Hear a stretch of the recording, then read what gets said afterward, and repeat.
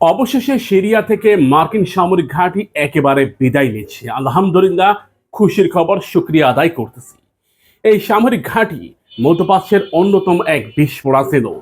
সিরিয়ার আসাদ সরকারকে উচ্ছেদ করার জন্য সে সময় এই মার্কিন সামরিক ঘাঁটি তৈরি করে আমেরিকা। এক পর্যায়ে জোরপূর্বক এই মার্কিন সামরিক ঘাঁটি স্থাপন করে, যার ফলে এই সামরিক ঘাঁটিকে কেন্দ্র করে কয়েক লাখ সিরিয়ান দুনিয়া থেকে বিদায় নিয়েছে। সিরিয়ার প্রায় 98% মানুষ এই মার্কিন সামরিক ঘাঁটির প্রচন্ড পরিমাণে বিরোধিতা করে। বর্তমান যারা গভর্নমেন্ট হিসেবে দায়িত্ব পালন করতেছে তারাও প্রচন্ডভাবে এই মার্কিন সামরিক ঘাঁটির বিরোধিতা করে। আইএস দমনের নাটক তৈরি করে সে সময় বারাক ওবামা এই মার্কিন সামরিক ঘাঁটি প্রতিষ্ঠিত করে 2014 সালে।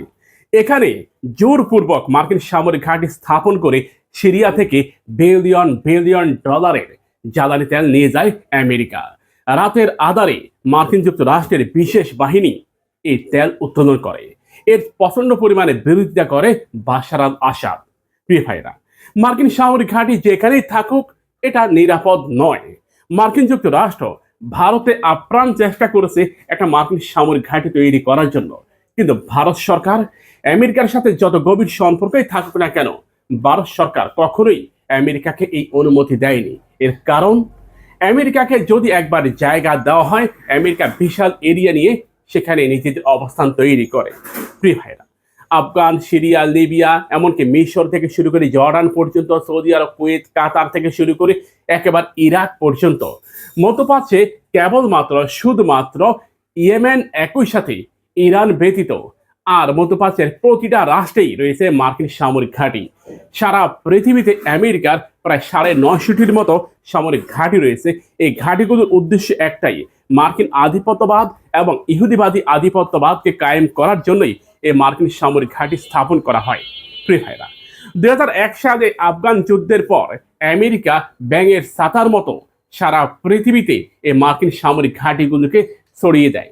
এমনকি গুঞ্জন উঠেছে আমাদের বাংলাদেশের সেন্ট মার্টিনকে ঘিরেও আমেরিকার একটা খায়েশ ছিল, যদিও প্রতিটা গভর্নমেন্ট এটাকে অস্বীকার করেছে।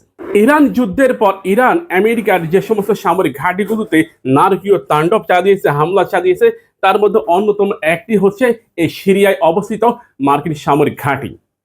ইরান, সৌদি আরব, কুয়েত, কাতার, বাহরাইন, ওমান, জর্ডান থেকে শুরু করে একেবারে যেখানে মার্কিন সামরিক ঘাঁটি রয়েছে সেখানে ইরান মিসাইল ও ড্রোন হামলা করেছে, যার ফলে দিশেহারা হয়ে পড়েছে, ব্যাপকভাবে ক্ষতিগ্রস্ত হয়েছে মার্কিন সামরিক ঘাঁটিগুলো। এমনকি কুয়েতে ও কাতারও রয়েছে আমেরিকার মাল্টি বিলিয়ন ডলারের দুটি রাডার, যে রাডারগুলো আকাশের সকল প্রকার তথ্য আমেরিকাকে সরবরাহ করে। অর্থাৎ কোনো রাষ্ট্র যদি কোনো বিমান আকাশে ফ্লাই করায় কিংবা কোনো মিসাইল আকাশে ফ্লাই করা কিংবা ড্রোন, সে তথ্য কয়েক সেকেন্ডের মধ্যে আমেরিকান সার্ভারে ধরা পড়ে যেত।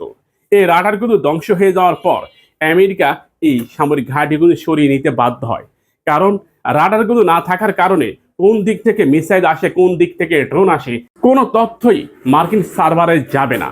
কারণ শক্তিশালী আমেরিকান রাডার সিস্টেম আমেরিকার যত নাটিকুটি আছে সব ধ্বংস করে দিয়েছে ইরান। সে কারণেই মূলত এই সিরিয়ান সামরিক ঘাঁটি সরিয়ে নেয়। ধারণা করা হচ্ছে কাতার যদি এক্ষেত্রে সহযোগিতা না করে আমেরিকাকে নতুন করে রাডার স্থাপনের ক্ষেত্রে, তাহলে কাতার থেকেও আমেরিকা বিতাড়িত হবে সৌদি আরব থেকে। ইতিমধ্যে সংযুক্ত আরব আমিরাতও নাকি জানিয়েছে তারাও মার্কিন সামরিক ঘাঁটির অপসারণ চায়, কারণ ইরান যুদ্ধে যে পরিমাণ ক্ষতি হয়েছে এই সামরিক ঘাঁটিগুলোকে কেন্দ্র করে, অর্থের হিসাবে এটা প্রায় কয়েকশো বিলিয়ন ডলার ছাড়িয়ে যাবে। এমনকি আর্থিক ও বিভিন্ন ধরনের স্থাপনাগত ক্ষতির কারণে সারা বিশ্বে এই রাষ্ট্রগুলো একটা প্রশ্নের মুখে দাঁড়িয়ে আছে। ভিডিওটি শেয়ার করুন, অনেক তথ্য আছে।